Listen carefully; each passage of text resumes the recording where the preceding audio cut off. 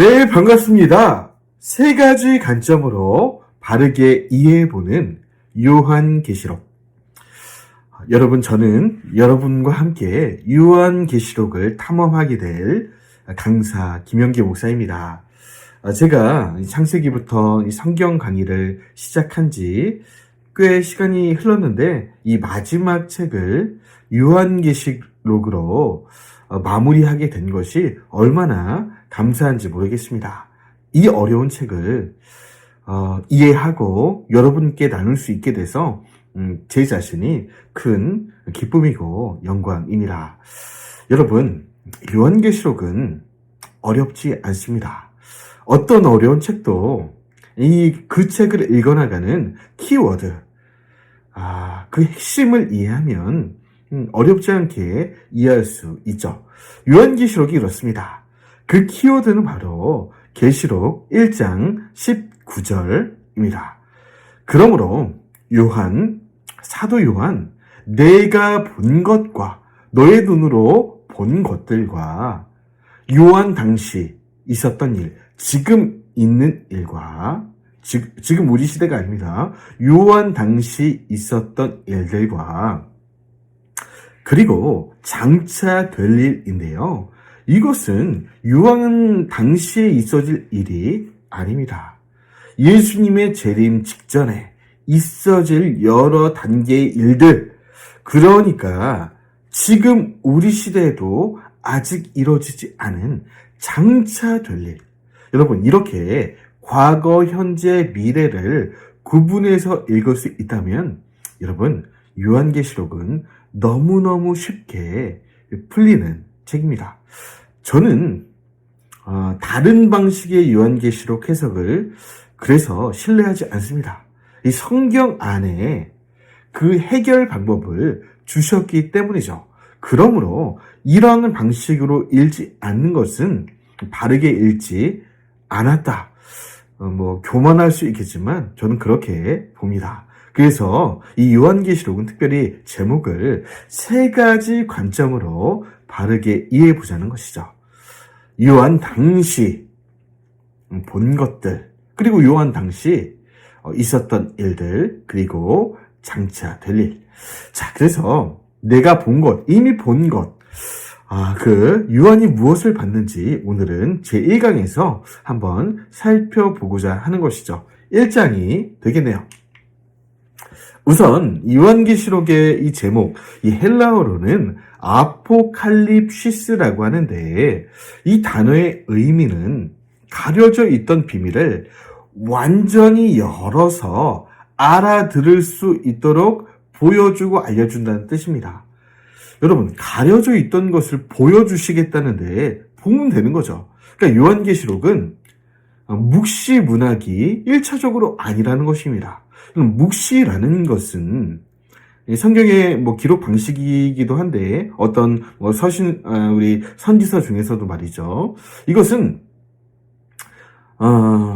아는 사람은 알게 하고 모르는 사람은 모르게 하는, 그러니까 어느 정도 수수께끼가 담긴 책이 묵시 문학이라고 볼 수 있는데, 이 성경, 특별히 요한계시록은 그런 책이 1차적으로 아니라는 겁니다. 계시해 주신 것입니다. 누구든지 보라, 누구든지 알라. 여러분, 그래서 이 땅에 이 성경책이 얼마나 많이 출판이 되었고, 지금 우리 손에도 요한계시록이 들려져 있지 않습니까? 이 요한계시록은 우리로 하여금 감출 의도가 1차적으로 없다는 겁니다. 다 알게 적어 놓으셨고, 우리가 다 알 수 있는 내용들이다.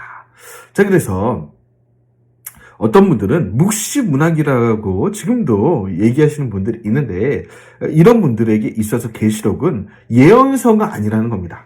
그러니까 장차 될 일에 관한 이야기들을, 아직도 이루어지지 않은 일들을 계시한 내용이 아니기 때문에 전부를 과거적 해석으로 이해한다는 거예요. 그래서 계시록에 등장한 666이라든지 그런 것을 인정하지 않죠. 그리고 666을 네로 황제라고 해석을 해버립니다. 이것에 대해서는 나중에 설명을 드리고요. 그리고 이 계시록에 등장하는 이 천년 왕국도 이 교회 시대라고 그냥 얘기를 합니다. 교회 시대가 천년 왕국이다. 저는 그렇게 보지 않습니다. 그리고 예수님 초림하신 그때부터가 천년왕국이고 우리가 지금 사는 시대가 천년왕국이다. 그렇게 보는 거죠. 문자적이고 실제적인 천년왕국은 없을 것이다. 계시록은 있다고 했거든요. 근데 없다라고 얘기합니다. 그리고 계시록에 등장하는 대환난에 관한 이야기들은 이미 함께 진행되고 있다. 그렇게 얘기하고 있는데 물론 그렇습니다. 그런 면이 있죠. 지금도 제3세계 그리고 기독교의 초창기에 일어나는 수많은 환난과 핍박 그런 건 지금도 존재하죠. 그렇지 않다는 것이 아니라 여러분 계시록에 등장하는 대환난은 예수님의 재림과 연관이 되어 있는 대환난입니다. 그러니까 우리가 일상적으로 겪는 신앙의 그런 시련들, 시험들 이런 것이 1차적으로 아니라는 거죠. 그리고 이런 분들은 사탄은 이미 무저갱에 있다라고 얘기하며 요한계시록에 등장하는 적그리스도 음녀, 사탄, 용, 마귀 이런 존재들에 대해서 굉장히 좁아진 해석 그리고 그 견해 그러니까 사탄은 이미 무저갱에 있기 때문에 뭐 사탄이 우리를 시험하는 것들이 뭐 굉장히 이제 그 사탄의 힘들을 어떻게 보면은 축소해 놓은 거죠. 그렇지 않습니다. 계시록에 전혀 그렇게 얘기하고 있지 않고 우리 예수님도 이 사탄의 활동에 대해서 그렇게 축소해 놓으신 적이 없습니다. 이미 무저갱이 있으면 지금 우리는 사탄의 시험을 받지 말아야죠. 아닙니다. 이 공중의 권세 잡은 이 사탄이 그 예수님의 재림을 또 방해하고 그렇게 우리 믿는 자들을 유혹하고 이런 일들이 얼마나 많이 있는데 이렇게 주장할 수 있겠습니까? 그렇지 않습니다. 그리고 실현된 종말론을 주장한다. 이 부분은 제가 나중에 성서적 종말론이라는 그런 강의를 통해서 구체적으로 얘기 드릴 텐데 그러니까 이미 요한계시록에 그런 계시들이 실현되었다는 입장에서 말씀을 하시는데요. 그렇지 않습니다. 실현된 것도 있고 실현되지 않은 것도 있어요. 그러니까 유연하게 봐야 됩니다. 계시록은. 그러니까 모든 계시록이 마지막 장까지 실현된 내용이니까 지금 우리와는 관계없다. 전혀 그렇지 않습니다. 예. 그리고 계시록의 모든 단어들을 상징적으로 본다는 거예요. 상징. 그러니까 성경을 우리가 해석할 때 상징으로 봐야 될 내용들도 물론 있죠. 계시록 안에도 상징으로 이해할 만한 그런 단어들이 없는 것이 아닙니다. 그렇게 해석해야 되는 부분이 있어요. 그런데 모든 단어를 상징적으로 해석하는 것은 잘못되었습니다. 실제로 그렇게 되는 일들이 있다는 거죠. 아까 말씀드렸지만 지금이 천년왕국 시대이다.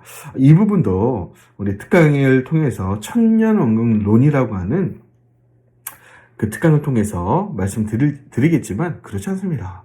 천년왕국 시대가 따로 존재하는 거지 지금이 천년왕국이라고 이해할 만한 그런 근거는 부족하다고 봅니다. 계시록은 말 그대로 이름 그대로 계시 기록입니다. 종말론적인 예언이에요. 장차 될 일이 남아 있습니다. 종말에 있을 666 있고요. 그는 적그리스도입니다. 역사적이고 실제적인 천년왕국이 있을 것입니다. 지금이 아닙니다. 그리고 이 천년왕국은 예수님의 재림 전에 있는 것이 아니고 재림 후에 있습니다. 유대인을 중심으로 한 유대인의 회복이 바로 이 천년왕국 시대에 일어나게 된다. 그래서 구약 선지서 가운데 나타난 그 애매했던 유대인의 회복에 관한 그런 예언들이 이 천년왕국 시대에 성취되는 것들을 우리가 유추해 볼 수 있습니다. 대안하는 여러분 종말에 있습니다. 지금 우리가 겪는 환난, 개개인적인, 개별적인 그런 핍박들, 그런 시험들, 그런 게 없다는 게 아니라 예수님 오시기 전에 계시록에 기록된 대환란의 양상들이 실제적으로 있는 거예요. 계시된 대로 일어날 겁니다.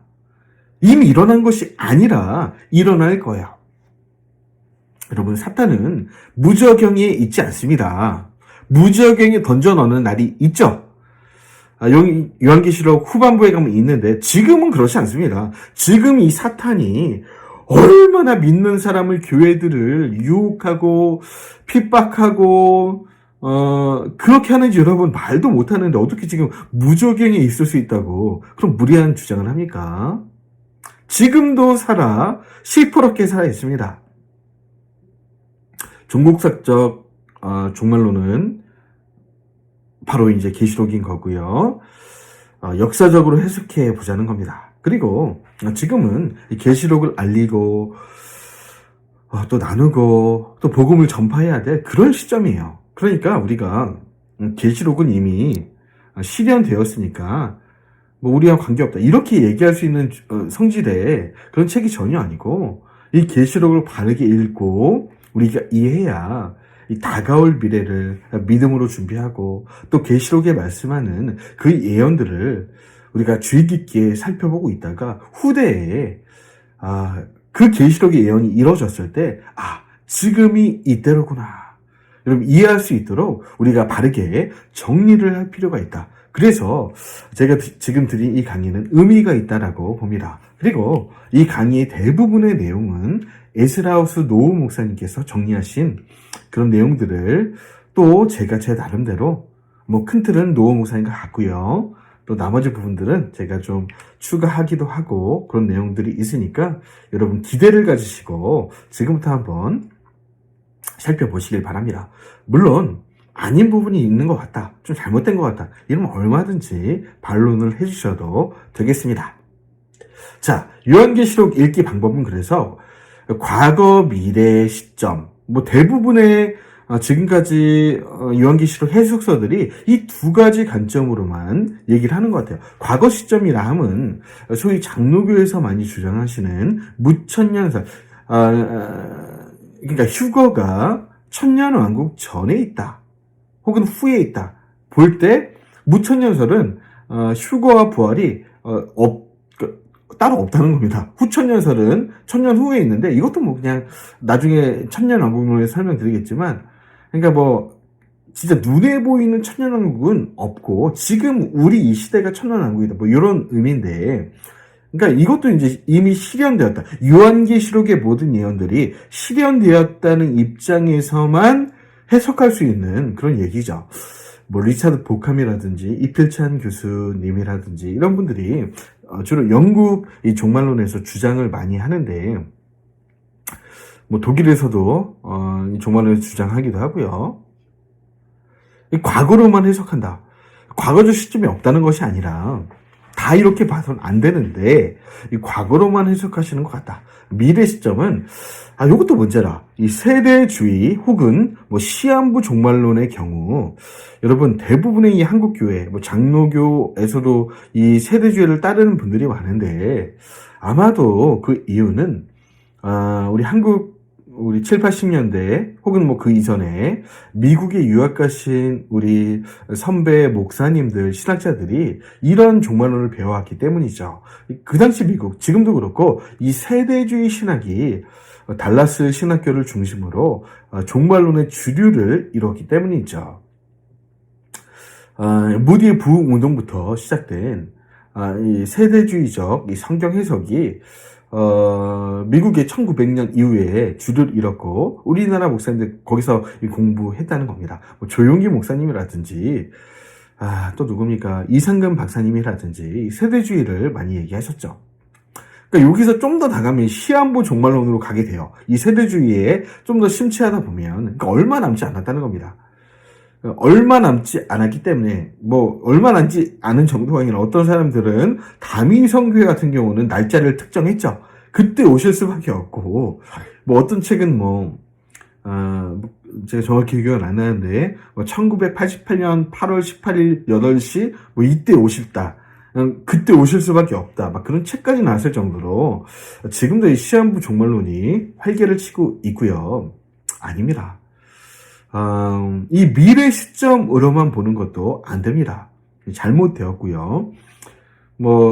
지금 이제 죄송합니다. 이 유튜브 때문에 잘릴까봐 어떤 특정하지 않고 어떤 이단 단체에서는 요한계시록에 있는 몇 가지 그 단어들을 통해서 또 이제 성도들이나 사람들을 유린하곤 하는데, 여러분, 계시록을 왜 바르게 이해해야 되냐면 그들의 입장을 반박할 수 있어야 되기 때문이죠.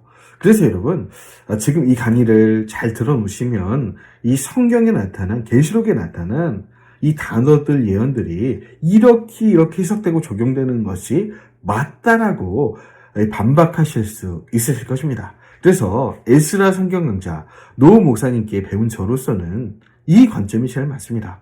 과거 시점, 내 본 것, 요한이 그 당시에 이미 본 것, 과거적 시점이 있고요. 지금 있는 일, 요한 당시 소아시아 7교회 가운데 주신 말씀들이 있습니다. 그때 있었던 일이죠. 현재적 관점이 되겠고요. 왜 이것이 현재적 관점이냐면 그때 권면하셨던, 그러니까 소아시아 7교회 권면하셨던 그 내용들은 지금 2000년이 지난 우리들, 그러니까 오늘날 교회들에게도 동일하게 적용이 되기 때문입니다. 지금 있는 현재적 관점으로 읽어야 되죠. 그리고 장차 될 일, 앞으로 있어질 일들입니다. 이런 장차 될 일의 경우는 좀 생소하신 내용이 많이 있겠지만 잘 따라오시면 그렇게 어렵지 않게 이해되실 것입니다. 그래서 내 본 것, 이제 있는 일, 장차 될 일을 이 세 가지 관점으로 우리가 볼 텐데, 첫 번째 시간으로 내 본 것을 오늘 지금 이 시간 배우도록 하고요. 자, 그래서 7하 원칙을 먼저 설명해 드리면, 여러분 성경을 읽을 때 각 권별로 이렇게 7하 원칙으로 좀 읽어야 될 필요가 있습니다. 그래야 누가 누구에게 어떤 이유로 언제 우리가 이 책이 쓰여졌는지를 알아야, 그 목적과 의도를 알아야 책이 이해가 되기 때문입니다. 누가 썼습니까? 누가 누구에게 보내는 겁니까? 자, 요한에게 나타나신 예수님께서 누구에게요? 계시 대상인 사도 요한과 예수님의 교회에게 어디서요? 반모섬. 네, 사도 요한이 AD 90년 그리고 97년 사이에 유배되었던, 대핍박 가운데 유배되었던 반모섬에서 언제요? 2차 박해, 도미티아누스 황제 때, 네로 황제 이후 1차 박해가 지난 후 몇십 년이 지나서 AD 90년경 도미티아누스 황제 때입니다. 그래서 무엇을 계시하셨냐? 세 가지 계시. 어떻게 소아시아 7교회에 보낸 증언의 편지를 보내서, 왜?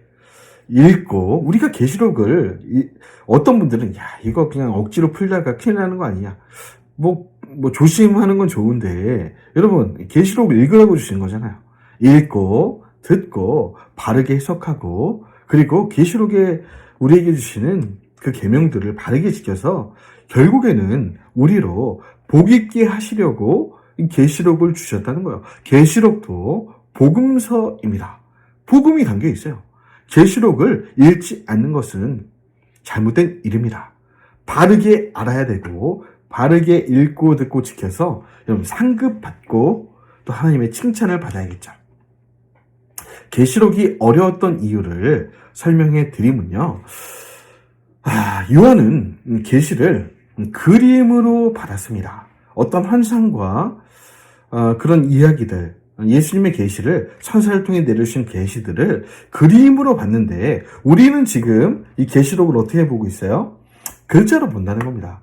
그러니까 어떤 그림을 회화를 글로 풀어서, 소위 회화적 표현이라고 하죠. 근데 이렇게 했을 때 우리가 그 그림만 볼 수 있으면 이 글이 잘 이해가 될 텐데, 그림은 없고 요한이 그림으로 봤던 것을 글로 보게 되니까 헷갈리는 부분이 좀 있었던 겁니다. 제가 볼 때는 이 부분이 계시록을 어렵게 하는 가장 큰 이유 중 하나가 아닌가, 그렇게 볼 수 있겠습니다. 그리고 성경 전체, 요한계시록 전에 65권의 성경책에 관한 바른 이해가 부족했기 때문에 여러분 계시록이 좀 어려울 수 있어요. 그러니까 계시록을 해석하고 판단하려면 창세기부터 요한계시록 전에 있는 모든 성경을 좀 바르게 이해할 필요가 있습니다. 그래야 요한계시록이 바르게 해석된다는 것이죠. 아까 말씀드린 잘못된 신학과 잘못된 종말론들, 시한부 종말론, 세대주의, 실현된 종말론, 이런 것들이 선입관을 가지고 계시록을 보니까 그 해석이 맞는가 보다 하고, 그렇게 계시록 이해가 어려워지는 거고요. 과잉 해석하는 경우도 많습니다.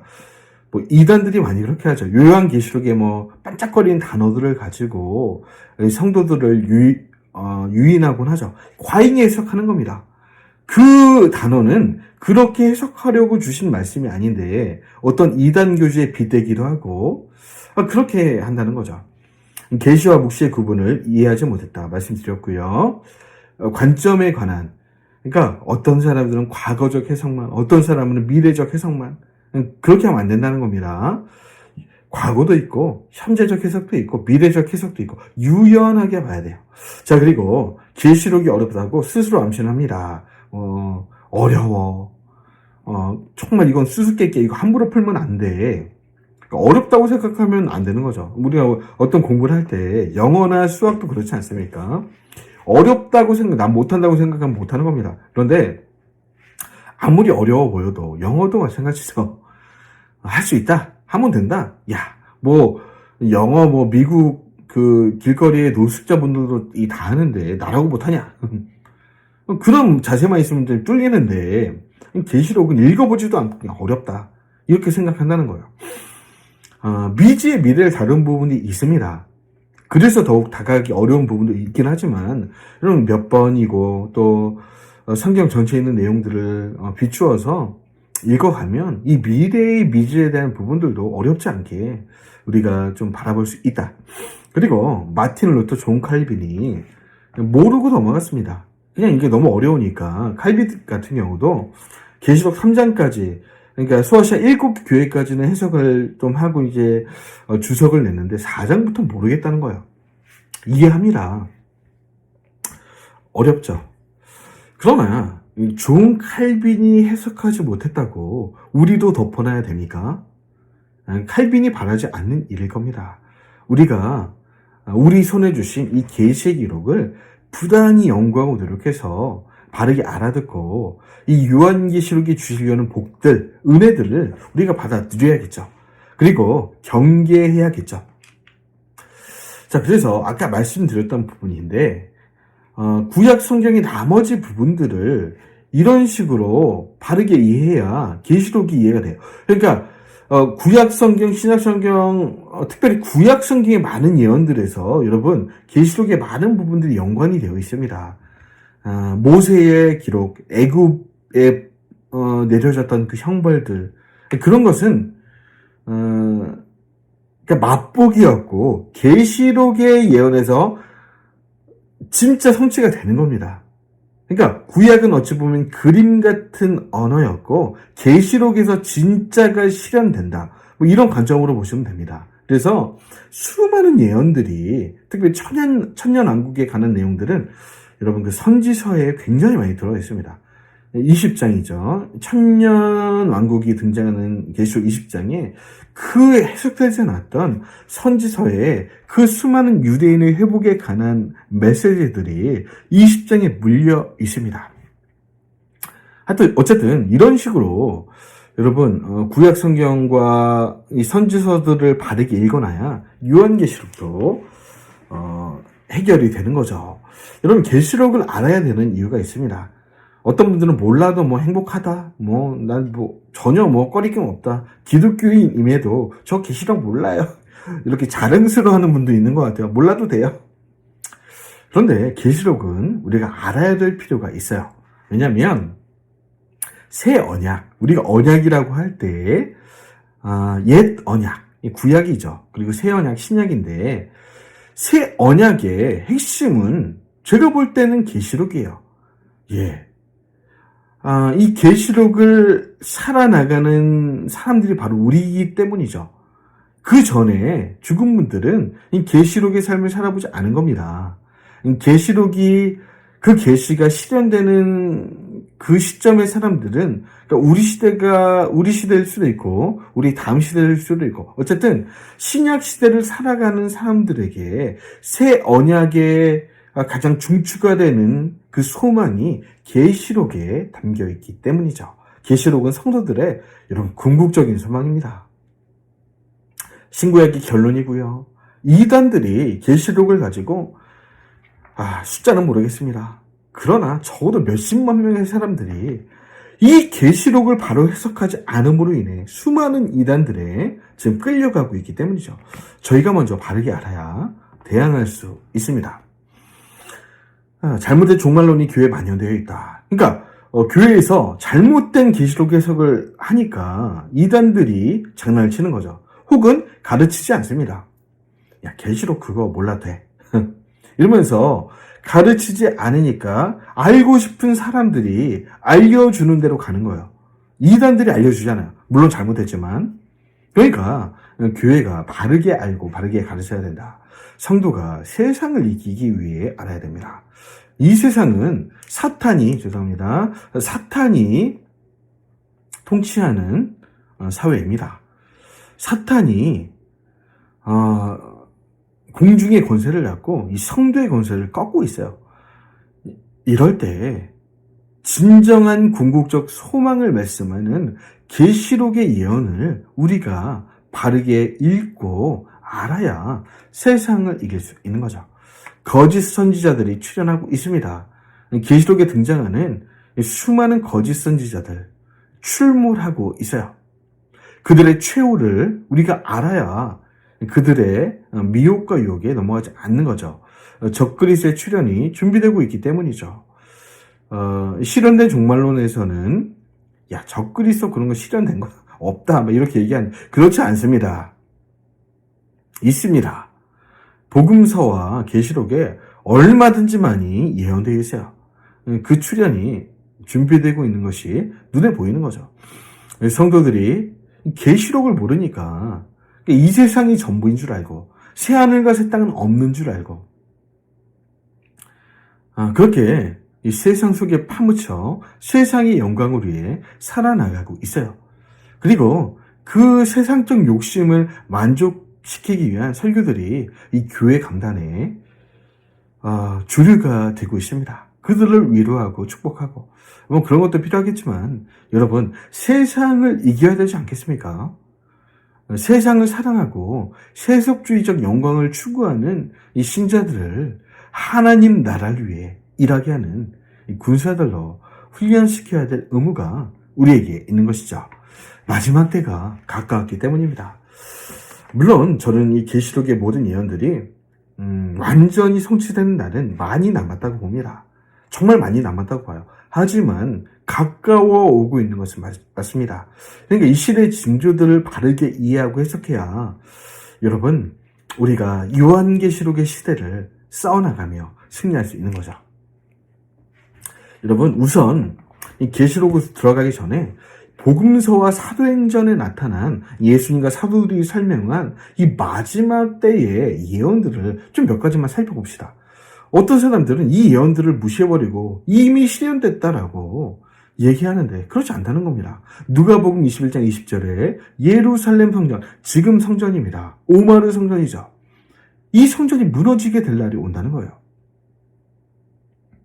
그러니까 누가복음 이 당시에는 그 당시에 있었던 헤롯 성전이 무너진다는 예언인데 이건 이미 성취가 되죠. 그런데 그 정도가 아니라 새롭게 세워질 성전이 무너지게 성전이 세워져. 그러니까 죄송합니다. 다시 설명해 드리면 누가복음에 나타났던 그 헤롯 성전이 무너지게 될 날이 온다. 그리고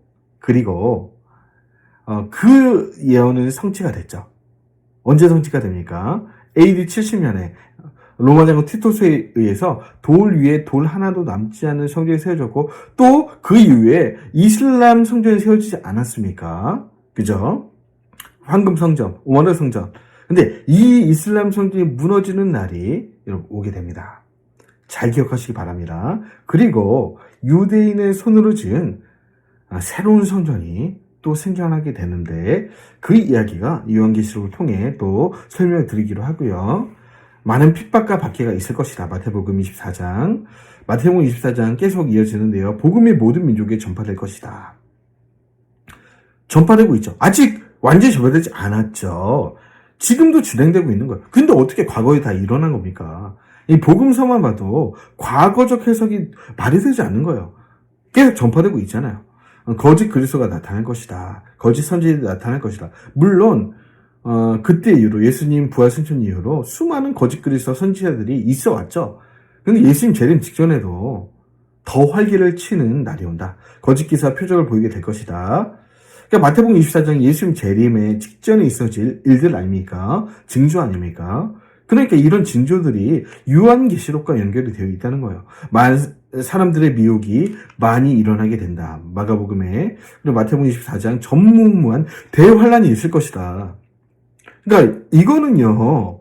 우리가 일상적으로 겪는 환란이 아니고 예수님 재림 직전에 일어날 대환란은 이미 마태복음이 얘기하고 있어요. 미래입니다. 미래. 요한계시록에는 좀 더 이게 그러니까 마태복음은 우리 예수님께서 큰 틀을 말씀해 주신 거고요. 여러분 계시록에 가서야 요한 사도를 통해서 완전히 열어서 보여주신 겁니다. 어떠한 사건들이 구체적으로 일어날지를 말이죠. 처처의 기근과 지진이 일어나게 될 것이다. 이것도 계시록과 연결되어 있습니다. 성도들이 모든 민족으로부터 미움을 받는다. 사랑받지 않습니다. 예수님 재림 직전에는 여러분 교회가 사랑받지 않습니다. 미움받아요. 지금도 이미 교회들은 미움받고 있죠. 이 정도가 아닙니다. 예수님 재림 직전에는 미움을 받고 받아서 전도가 도무지 되지 않는 1년간 전도자가 돌아다녀도 한 명의 교인을 얻기 힘든 그런 시대가 온다는 거예요. 많은 사람들이 서로 미워하면서 잡아줄 것이다. 배교하는 일이 일어나는 거죠. 그러나 끝까지 견디는 자는 구원을 얻게 되는 그런 예언들. 이것이 계시록에 다 연결되어 있고요. 이것도 데살로니가전서 마태복음에 있는데 가증한 것이 서지 못할 것 새롭게 세워지는 예루살렘 성전에 세워지게 된다. 적그리스도가 세워지게 되는 적그리스도의 우상이 세워지게 되는 그 날이 오게 된다는 거예요. 아직 오지 않았습니다. 오게 될 거예요. 환난 후에 해가 어두워지는 자연 현상들, 별들이 하늘에서 떨어지는 운석 충돌들 이런 것들도 예수님 재림 직전에 일어난다는 것이죠. 아직 안 왔죠, 여러분? 오게 될 거죠? 그렇습니다. 이런 모든 예언들이 계시록의 미래적 예언들과 연관이 되어 있다. 그때 주님께서 구름을 타고 오신다. 요한계시록 1장에 나와 있죠? 연관되어 있습니다. 여러분, 우리 예수님이 마티즈 타고 오시는 거 아닙니다. 모닝 타고 오시는 것도 아니죠. 실제적인 구름을 타고 오십니다. 천사들이 그때 택한 자들을 모을 것이고요. 부활과 휴거가 있고요. 그러나 그날과 그때는 아무도 알 수 없습니다. 그런데 중요한 게 있어요. 그 날과 시는 모르는 게 맞습니다. 어떤 이단들처럼 몇 월, 며칠, 몇 시에 오신다. 이렇게 말할 수 있는 사람 아무도 없고 이단이죠. 그러나 우리가 성경을 공부할 때는 자세히 봐야 됩니다. 그 날과 시는 모르지만 그 날과 시에 임박해서 일어날 징조들은 얼마든지 기록해 두셨어요. 그러므로 그것들을 살펴보고 이해할 의무는 우리에게 있다는 거죠. 버려둠을 당하는 사람들이 있을 거고 데려감을 당하는 사람이 있을 겁니다. 미리 이렇게 계시록과 그 예언들을 경청해 가며 또 마음에 새긴 사람들, 그 사람들이 사실 기쁨에 참여하게 되는 거죠. 착하고 충성된 자들, 사랑과 공의를 실천한 자들이 기쁨의 나라에 들어가게 된다. 악인들은 영벌에, 의인들은 영생에 들어가게 된다. 그리고 사도행전의 역사, 이건 이미 이루어진 거죠. 성령님이 임하시는 것들, 사도들과 증인들이 권능을 받게 된 내용들, 땅끝까지 이뤄 증인이 된 내용들, 이런 것들은 그때 이미 이루어졌고 우리도 이 은혜들을 받아 사역하고 있습니다. 요한계시록은 이렇게 복음서와 사도행전 안에 혹은 서신서 안에, 여긴 서신서는 안 들어있는데 서신서 안에 펼쳐진 모든 예언들을 일목요연하게 여러분 한 책에 담겨 놓았습니다. 얼마나 감사합니까? 그러니까 흩어져 놓은 것만 우리가 알았으면 이게 스토리로 연대기로 딱 정리가 안 될 텐데 계시록은 감사하게 스토리로 연대기로 완전히 정리해 놓으셨습니다. 그러므로 우리는 따라가기만 하면 되는 거예요. 요한 당시 로마 판도입니다. 이 로마가 이렇게 이탈리아에 있고요. 이 지중해가 당시의 세계 중심이었죠. 남쪽에는 알렉산드리아, 그리고 예루살렘 위쪽 안디옥, 그리고 소아시아 지역, 에베소를 비롯한 7개의 주요 도시들, 이렇게 이 로마라는 이 로마령의 그런 위세가 대단했던 시대, 로마 시대, 요한 당시의 로마 판도입니다. 저기 황제들을 보면 아우구스투스부터 아구스도라고 하죠, 성경에. 1대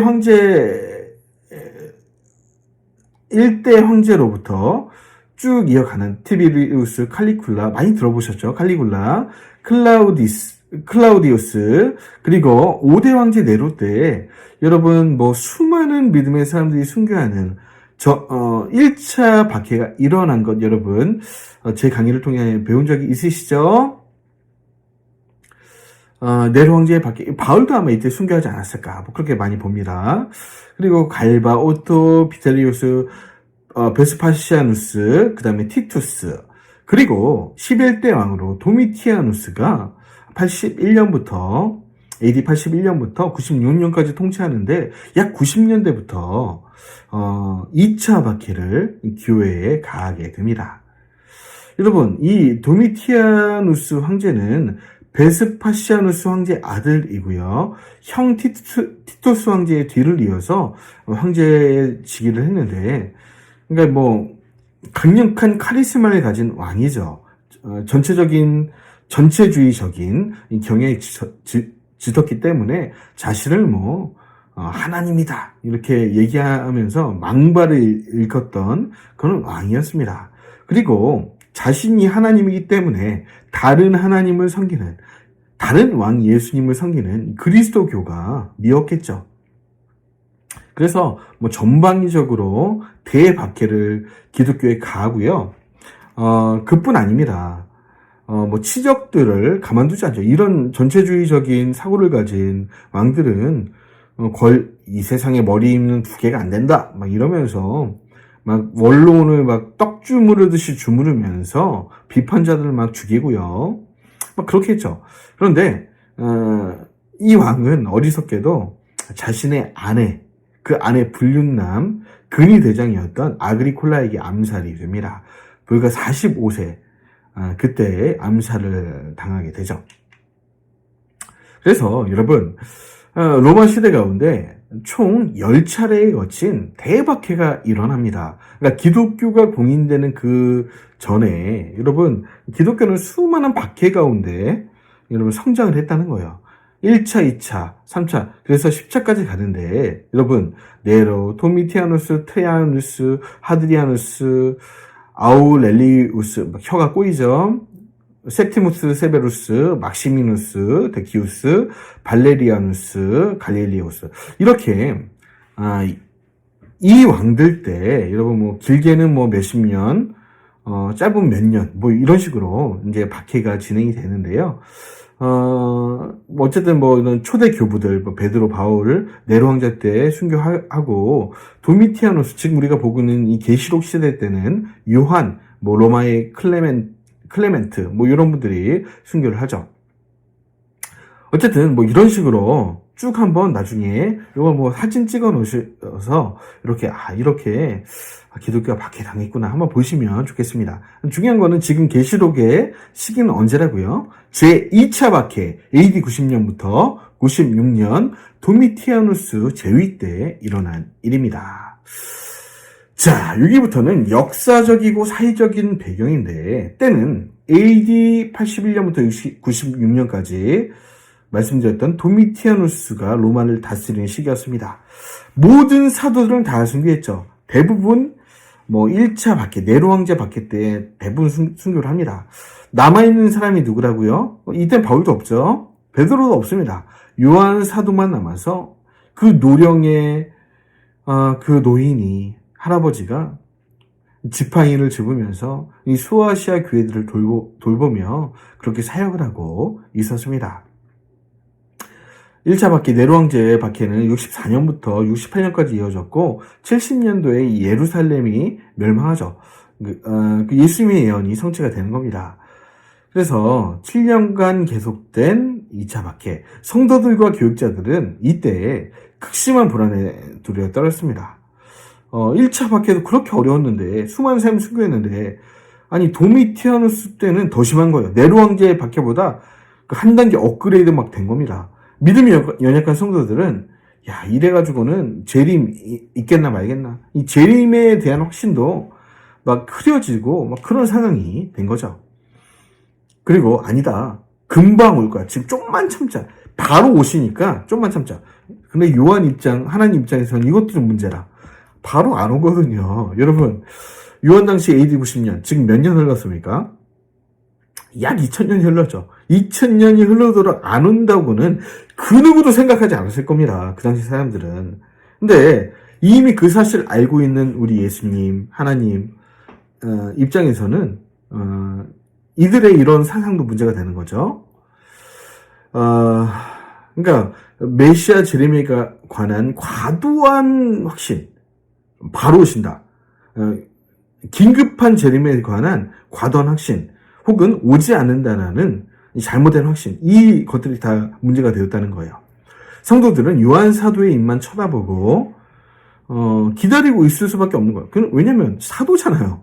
그러니까 요한을 통해 하나님이 계시하시는 부분들을 기댈 수밖에 없는 겁니다. 이 사람이 여기서 이 말하고 저 사람은 저기서 저 말하고 막 수많은 재림에 관한 얘기가 막 수많은 이단 사설을 통해서 교회를 막 유린하고 있으니까 진짜 믿음의 성도들은 요한의 입술만 바라보는 거예요. 사도 요한 선생님 좀 알려주시죠. 하나님이 말씀하신 바가 정말 없습니까? 알려주시면 좋겠습니다. 여러분 얼마나 사도 요한이 부담됐겠어요. 야, 나도 들은 게 없다. 그러니까 오시긴 오는 거 그거 맞아. 나도 근데 언제 어떻게 어떤 상황 이후에 오실지는 나도 정확히 모르겠어 하고 있는 입장이라는 거예요. 그러니까 하나님 입장도 우리가 좀 생각할 필요가 있다. 이런 상황에서 요한에게 아무 말씀도 안 해주면 요한도 입장이 곤란한 거죠. 이해가 되시나요? 당시 상황이. 그래서 요한은 이런 문제들 대답해야 됐어요. 왜 지연되고 있는가? 곧 오신다고 했는데. 그리고 박해도 그 네로 황제 박해 우리가 견뎠으니까 끝난 줄 알았는데 언제까지 계속되는 거냐? 벌써 두 번째인데 앞으로 지금 몇 번 더 남았어. 8번 더 남았거든.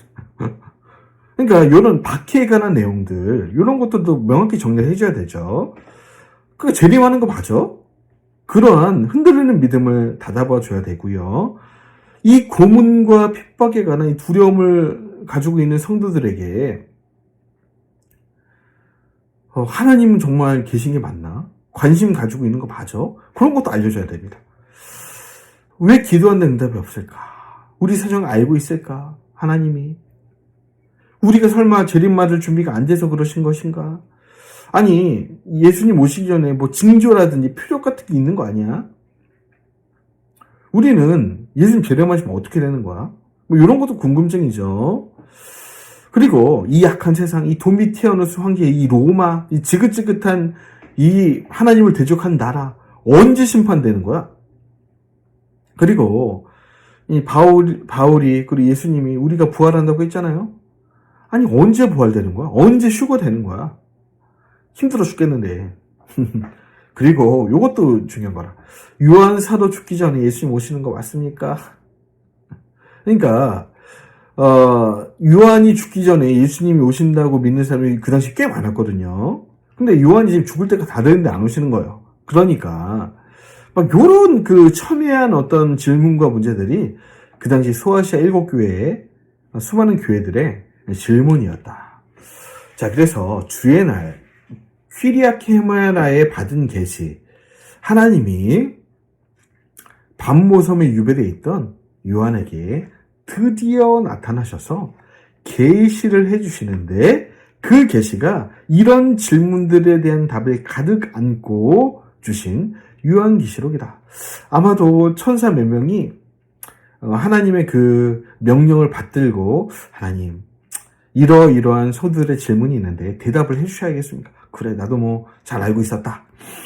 한번 누군가 천사가 좀 정리해가지고 브리핑을 좀 해보거라 했을 때 어떤 천사가 이 계시록을 딱 가지고 하나님 앞에 올라간 겁니다. 하나님이 이 미래가 이렇게 될 건데 요렇게 설명해 주면 되지 않을까요? 그래 그렇다 잘했다 그렇게 설명해 보자. 그래서 요한계시록은 위에 있는 성도들의 질문에 모조리 다 답을 해주고 있어요. 그래서 여러분 계시록은 반드시 정리해야 됩니다. 반드시 알아야 돼요. 그래서 요한아 천사를 통해 너에게 이런 질문들에 대한 답을 줄 건데 이 계시들을 책에 써서 7교회에 보내거라 말씀을 해주셨다는 거예요. 그것이 바로 요한계시록. 그래서 내가 본 것, 이제 있는 일, 지금 있는 일, 장차 될 일을 적어서 요한을 통해 우리에게 알려주신 것입니다. 자, 그래서 내 본 것은 요한 당시 직접 본 환상이고요. 당시 소아시아 7교회에게 주신, 그러니까 그 당시 요한 근처에 있었던 교회들 뿐만 아니라 교회는 영원하지 않습니까? 지금 있는 교회도 소아시아 교회와 크게 다르지 않아요. 교회는 영원합니다. 그렇기 때문에 그 당시 교회에 적용한 책망과 권면과 내용들이 우리에게도 지금도 적용되고 있는 거죠. 맞습니까? 우리가 그래서 소아시아 7교회에 관한 내용들을 우리가 읽고 묵상하고 또 따를 부분 따르고 또 우리가 지양해야 될 그런 일들은 하지 않고 뭐 그런 거 아니겠어요? 그래서 이제 있는 일은 현재적 관점, 그때도 있었고 지금도 우리가 따라야 될 그 내용들, 장차 될 일은 아직 오지 않았지만 그때가 되면 누구나 알 수 있는 확실한 징조들을 말씀해 주신 겁니다. 아, 핍박이 아직도 남았군요. 인류 역사가 점점 더 이렇게 진행되겠군요. 뭐 그런 내용들이 장차 될 일인데 굉장히 많은 분량을 차지하고 있어요. 7개인 환상, 7개의 나팔 환상, 그리고 부활되고 휴거되는 그런 일들, 7개의 진노의 대접이 세상에 쏟아지고 아마겟돈 전쟁이 또 일어나며 예수님이 지상재림하시고 그 후에 유대인을 중심으로 한 천년왕국 시대가 이어지고 천년왕국 후에 무적행에 갇혀있던 용이 곡과 마곡의 전쟁을 일으키지만 하나님의 칼에 죽게 되고요. 그리고 영원한 지옥에 떨어지죠. 그리고 심판의 부활을 가진 두 번째 부활이라고 하는데 예수를 믿지 않고 예수님의 그 피 흘린 그 세마포 힐옷을 입지 않은 사람들이 받게 될 최종 심판, 최후의 심판, 이 백보자 심판, 이 백보자 심판이 곧 있게 된다. 뭐 그런 내용도 이제 있고요. 그 다음에 궁극도 천국, 새하늘과 새 땅, 새 예루살렘이 하늘로부터 내려오는 그런 내용들까지가 이제 장차 될 일에 속한 내용들입니다. 자, 그러면 시간이 많이 지났죠? 이제 배경 설명만 약 50분 정도 했는데 내 본 곳에 관한 내용들 말씀드리고 1강은 마치려고 합니다. 자, 내 본 곳, 요한계시록 1장인데 뭘 봤느냐? 예수님의 오른손에 있는 7별과 7금초대를 봤다는 거예요. 요한이 환상 가운데 간단합니다. 1장의 내용은 바로 이거예요. 자, 어떤 인자 같은 이 누굽니까? 예수 그리스도죠. 그런데 초림했던 예수님의 모습은 아니라는 거예요. 완전히 다른. 그래서 요한이 지금 인자 같은 이 손에 7뼈를 들고 계신, 그리고 7금초대 사이를 거니시는 그 위엄 있는 예수님의 모습에 엎드러졌다라고 얘기하고 있어요. 우리 한번 요한계시록 1장을 펴실까요? 1장 1절 있습니다. 예수 그리스도의 계시라 하나님이 그에게 주사 반드시 속히 일어날 일을 그 종들에게 보이시려고 그 천사를 그 종 요한에게 보내어 알게 하신 것이다. 자, 그리고 이 요한은 예수님의 이 모습을 보게 되는데요.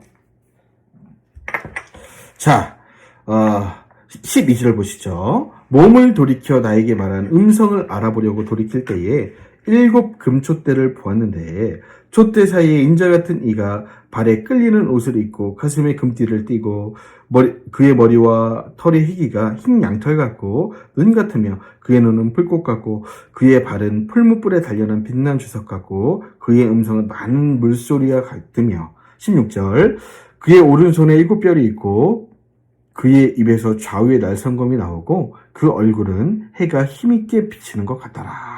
여러분, 이러한 어떤 형상을 눈을 감고 한번 떠올려 보시죠. 그리고 눈을 떠서 다시 화면을 보시기 바랍니다. 이런 모습.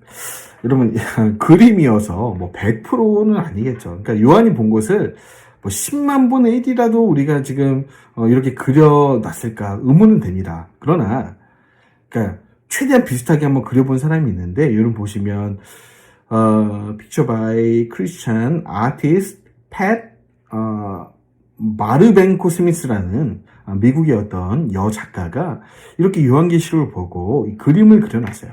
그러니까 우리가 이런 것들은 뭐 이 그림이 딱 맞는 건 아니지만 이렇게 좀 그림으로 좀 이해할 필요가 있습니다. 그러니까 지금 요한이 뭘 봤다는 거예요? 이런 모습을 봤다는 거예요. 제가 지금까지 읽은 이 내용들, 막 지금 손에는 7 별을 막 들고 계시고, 뭐 희귀가 양털 같은 이 머리, 그 다음에 뭐 7 촛대 사이를 영광스럽게 다니시는 그 위엄 앞에, 여러분 그런데 엎드려졌다는 거예요. 17절. 내가 볼 때 그의 발 앞에 엎드려 죽은 자 같이 되매 그가 오른손을 내게 얹고 이르시되 두려워하지 말라. 나는 처음이요 마지막이니 곧 살아있는 자라. 내가 전에 죽었었노라. 볼지어다 이제 세세토록 살아있어 사망과 음부의 열쇠를 가졌다.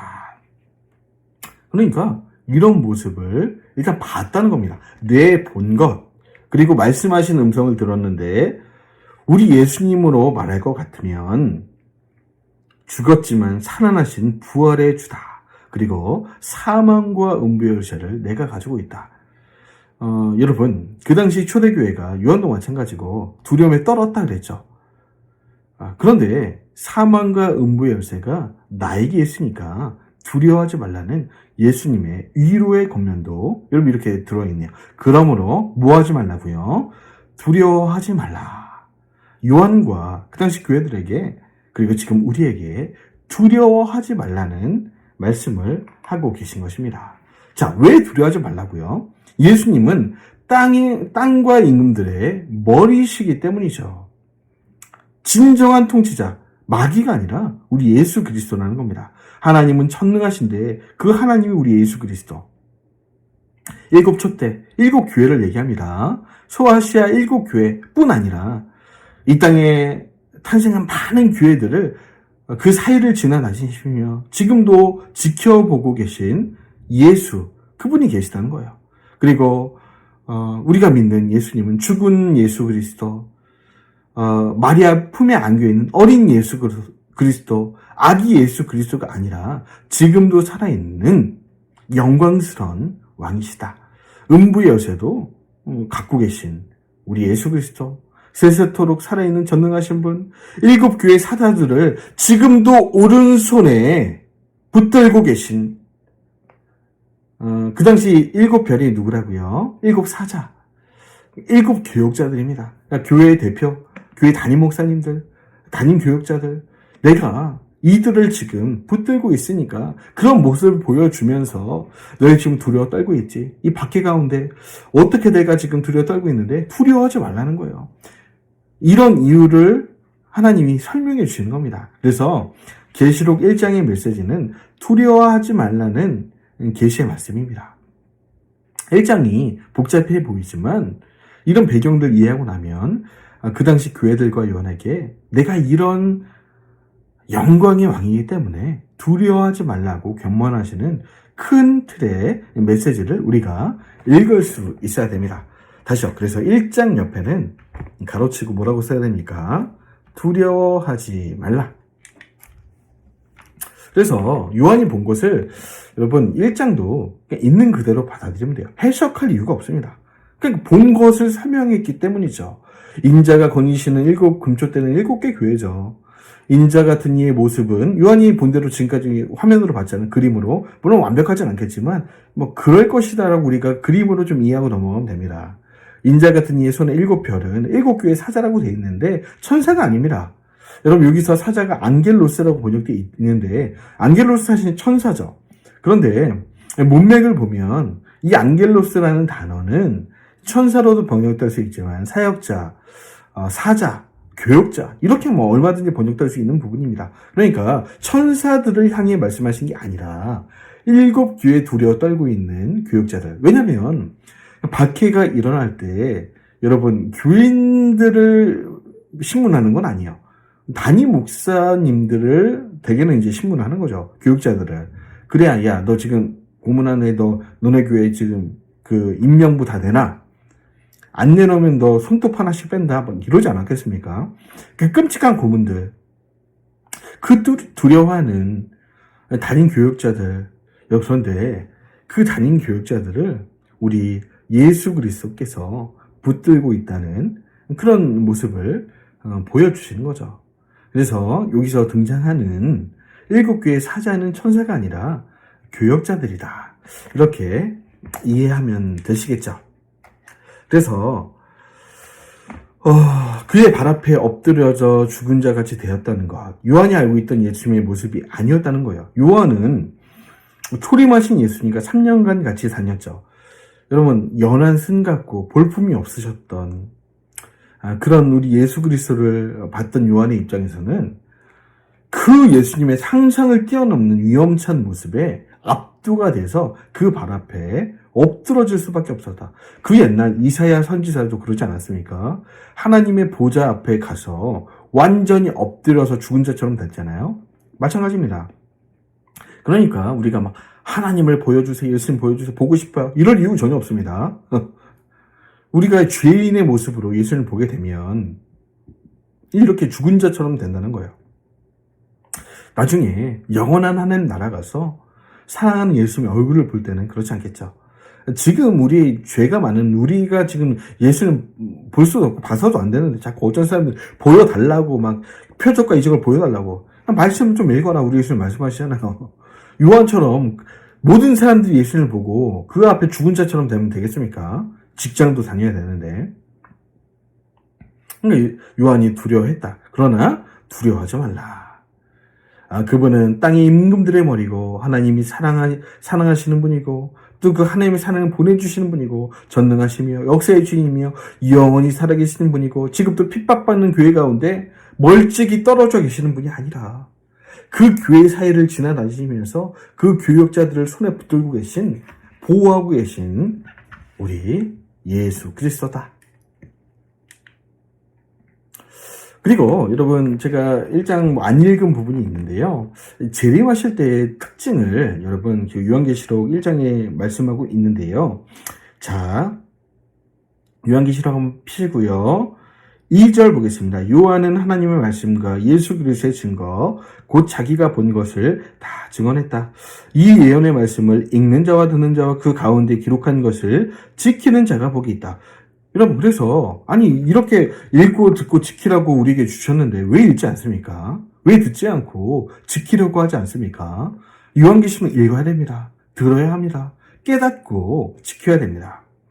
요한은 아시아에 있는 7교회에 편지하노니 이제도 계시고 전에도 계셨고 장차 오실 이와 그의 보좌 앞에 있는 7영과 7영 해석하지 마십시오. 7영입니다. 또 충성된 증인으로 죽은 자들 가운데 먼저 나시고 땅의 임들의 머리가 되신 예수 그리스도로 말미암아 은혜와 평강이 너희에게 있기를 원하노라. 우리를 사랑하사 그의 피로 우리 죄에서 우리를 해방하신 분 십자가에 죽으셔서 초림의 그 목적을 이루신 예수 그리스도 6절 그의 아버지 하나님을 위하여 우리를 나라와 제사장으로 삼으신 그에게 영광과 능력이 세세토록 있기를 원한다. 아멘. 아멘이시죠? 네. 7절 볼지어다 그가 구름을 타고 오시리라. 각 사람의 눈이 그를 보겠고 그를 찌른 자들도 볼 것이요 땅에 있는 모든 족속이 그로 말미암아 애곡하리니 그러하리라. 여러분, 재림하실 때 뭐 타고 오십니까? 구름 타고 오신다. 구름이 뭐냐? 구름은 클라우드. 네, 구름입니다. 그러니까 요한계시록을 읽을 때 막 구름에 대해서 해석을 하면 안 돼요. 그냥 구름입니다. 구름. 구름을 타고 오신다고 예수님이 복음서에도 말씀해 놓으셨잖아요. 그러니까 마가복음 보시면 예수께서 이르시되 내가 그다 인자가 걷는 자의 우편에 앉은 것과 하늘 구름을 타고 오는 것을 너희가 보게 될 거다. 누가복음 21장에 그때 사람들이 인자가 구름을 타고 능력과 영광으로 오는 것을 보리라. 그러니까 구름을 타고 오지 않았는데 자신이 재림주다. 다 가짜죠? 다 가짜입니다. 지금 우리 주변에 있는 재림주들 다 가짜입니다. 구름을 안 타고 왔잖아요. 그리고 주민증이 있어도 안 돼요. 우리 예수님 주민증 없으시지 않습니까?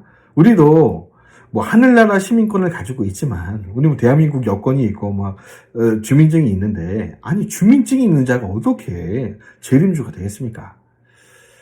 또 다니엘 7장에 보면 내가 또 밤 환상 중에 보니 인자 같은 이가 뭐 타고 온다고요? 하늘 구름을 타고 온다. 그 옛날 다니엘에게도 우리 예수님의 이 재림의 모습이 구름을 타고 오신 분으로 계시되어 있습니다.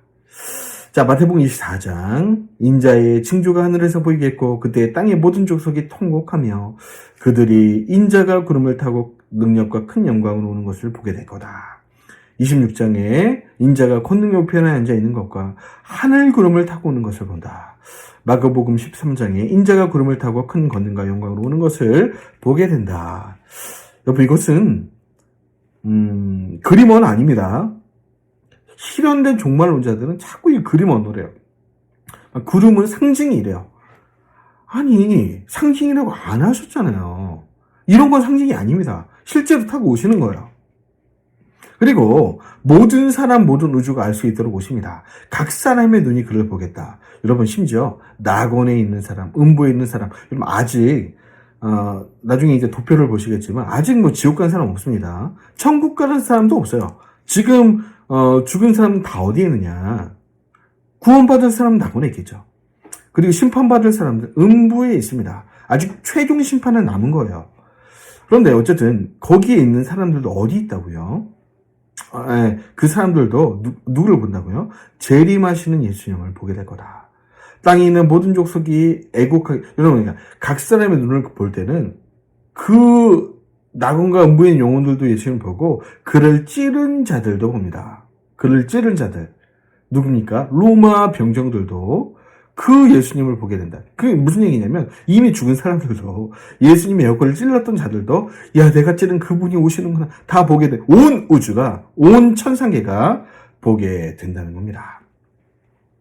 그리고 땅에 있는 모든 족속이 애곡하게 되는데 인재앙 나팔재앙이 불었을 때 하나님께 돌아온 회개한 사람들은 야 내가 진작에 믿을 걸 막 그런 눈물을 흘리게 되고요.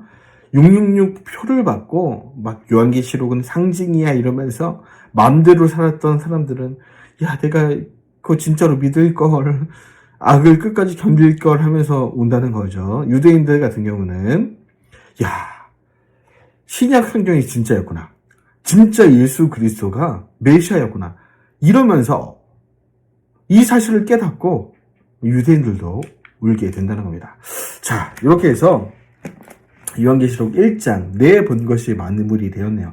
이해가 되시나요? 그러니까 요한계시록 1장에 내 본 것은 간단히 설명하면 요한이 계시를 받기 위해서 받는 와중에 인자 같은 이의 그 형상을 보았는데 그 형상이 아까 보여드린 그 그림과 같은 형상이었고 그 계시 내 본 것과 지금 있는 일 장차 된 일을 기록하라는 주의 명령을 들었고 내가 7별 교회 지도자들 그리고 7촛대 그 교회들을 운행하면서 붙들고 있으니 뭐 하지 말라고요? 두려워하지 말라는 주의 음성이었네요. 이렇게 내 본 것이 마무리되었습니다. 이제 2장 3장 지금 있는 일, 소아시아 7교회에 보낸 계시들과 4장부터 이어질 창자 될 일만 우리가 보면 요한계시록은 끝이 나겠네요. 다음 시간 지금 있는 일에서 뵙겠습니다. 감사합니다.